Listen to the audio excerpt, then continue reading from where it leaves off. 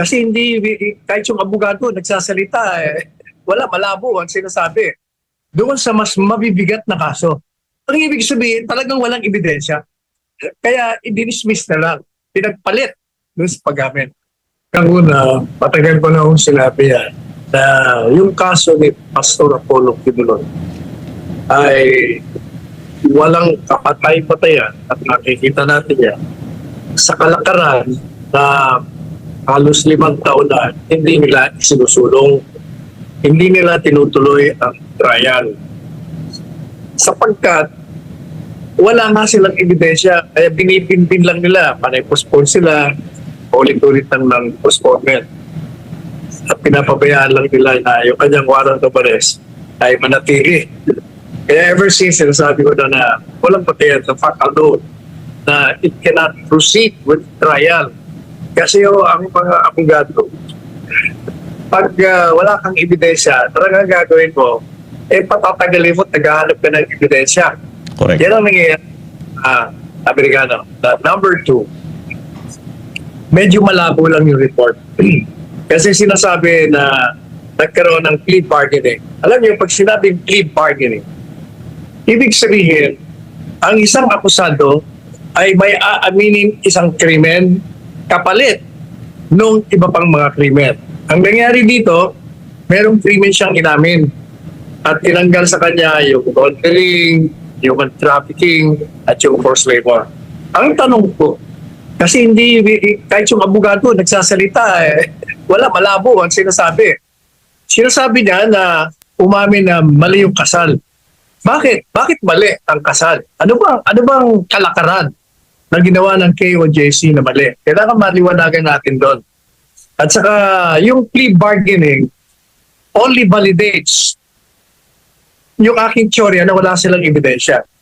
Kasi bakit papayag ang mga abogado sa Amerika na ipalit mo ang isang krimen na parang lumabag lamang sa kanilang requirement sa kasal doon sa mas mabibigat na kaso? Ang ibig sabihin, talagang walang ebidensya. Kaya i-dismiss na lang. Pinagpalit doon sa paggamit.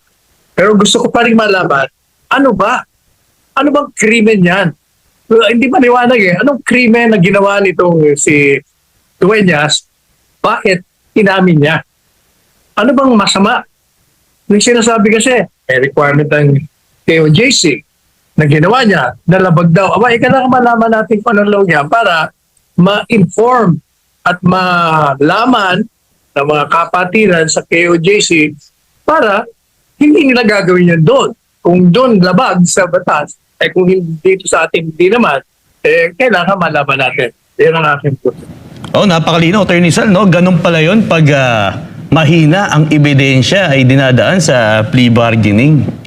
At please, nabigyan dito po natin yan, Attorney Sal, dahil ito'y magbibigay daan para sa kalinawan sa ating mga kababayan patungkol sa umuusad na kaso po sa Amerika. Attorney, matanong ko lang po, malaki po bang epekto nito para makakuha pa ng suporta si Pastor sa ating mga Pilipino? Regardless of the outcome, palagi nang may suporta si Pastor kasi alam naman nila na yun politika lang.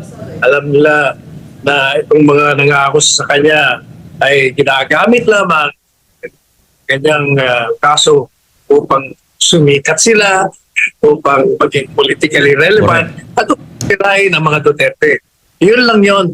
The fact alone na willing ang Amerikano at in fact, pumayag sila ng dismissal, yun din ang kaso ni Pastor eh. Correct. Kung wala ebidensya, Dueñas, di wala rin silang ebidensya ni Pastor. Otherwise, matagal na nilang inusig yan. Sinimula na yung trial. Pero kung 5 taon, panay postponement, di wala nga ebidensya ever since. Correct. Tumpak, Attorney. Bullseye ka na naman doon, Attorney. Pero sa ibang balita naman po, isa ang paglaban sa korupsyon sa mga isusulong ni Pastor Apollo C. Quibulon sakalit manalo at maupong senador sa darating na 2025 midterm elections. Para sa isang dating opisyal ng palasyo, ang butihing pastor ang may pinakamataas na moral ascendancy sa lahat ng senatorial aspirant sa paglaban sa korupsyon. Narito ang balita ni Carla Abellana. zero corruption. Makita naman natin, exhibit number 1 is the KOJC. Kung ano po yung ginawa ni Pastor Kibuloy sa KOJC, yung kingdom, yung sa Tamayong, and sa lahat sa buong mundo, yun ang gagawin po niya sa buong Pilipinas bilang isang senador. Sang-ayon si dating Chief Presidential Legal Counsel Attorney Salvador Panelo na si Pastor Apollo C. Kibuloy ang nangunguna sa mga senatorial aspirant na may moral ascendancy kontra korupsyon. Anya, kitang-kita naman kung paano pinamumunuan ni Pastor Apollo ang Kingdom of Jesus Christ. Dahil sa zero corruption sa loob ng KOJC, sa loob ng maikling panahon ay kapansin-pansin ang paglago nito hindi lamang dito sa Pilipinas kundi maging sa iba't ibang bansa. Sabihin natin siya ang pinaka-visible at siya nagpakita. Nagpakita siya sa gawa. Yung iba, puro they're just mouthing advocacies pero hindi natin nakikita sa gawa. Sa kabilang banda, pinasaringan naman ni Panelo si Senator Riza Hontiveros dahil sa mga hindi magagandang salita na sinasabi nito sa butihing pastor. Kasi parang nabasa ko ba sa pahayan narinig ko na binabanatan niyo si pastor dahil daw ito'y may kasalanan, ito'y ganito, ganyan. Teka nga po na. Wala pa nga kayong wala pa nga conviction. Bakit ba ikaw, Senadora Raisa, bakit ka ganyan? Talagang hindi ka nararapat din sa Senado.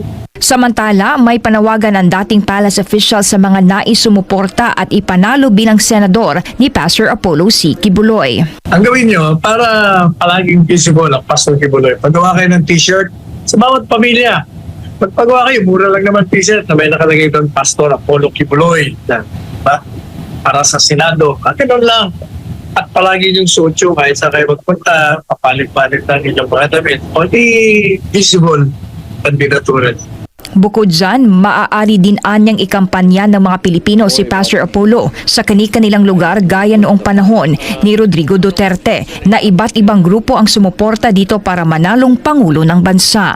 Para sa Diyos at Pilipinas kumahal, Carla Abellana, SMNI News. Yan, napakaganda ang statement po ni Attorney Sal. Attorney, meron pa po ba kayong maidadagdag sa naging payag po ninyo? Well, tuloy-tuloy lang nila yung suporta kay Pastor. Huwag lang silang magpahayag. Kasi madali lang magpahayag na suporta.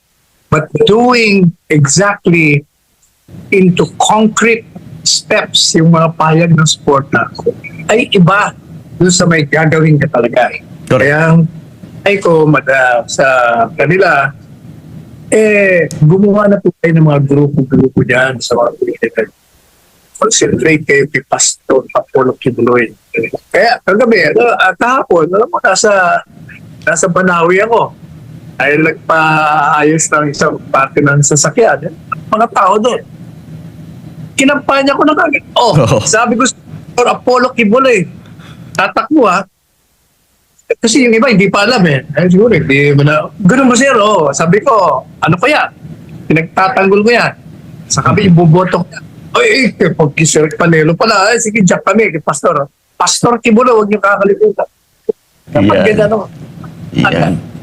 Yan ang maganda, Attorney. Actually, marami na nga iba't ibang organisasyon din ang gusto rin talaga sumuporta dahil minsan na rin sila natulungan ni Pastor at di nila lubos akalain na aabot sa ganitong sitwasyon na talaga namang kumbaga dream come true din para sa ilan dahil nakita nga nila ang kabutihan ni Pastor at yung mga accomplishments na nagawa nito, especially sa zero corruption po na nangyayari sa Kingdom of Jesus Christ. At saka Franco, alam mo, kahit na hindi ko kayo natulungan, ako, kung kayo'y naniniwala sa akin, kilala kong personal si Pastor. Tama. At ako, first hand, kung anong ginawa niya. Kaya ako, I'm going out of my way to support him. Kasi, birang-bira ko ang mga tumatakbo sa posisyon na yan na nagpakita sa gawa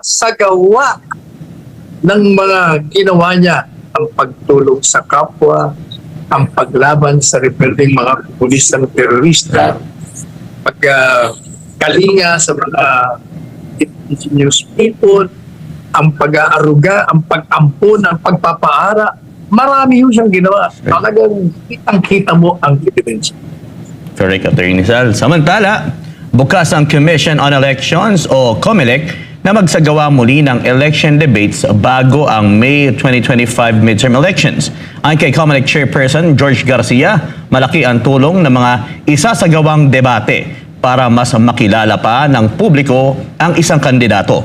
Nililaw lang ng poll body na ang ganitong mga uri ng events ay media companies ang mag-o-organize batay sa Republic Act number 9006 o Fair Elections Act.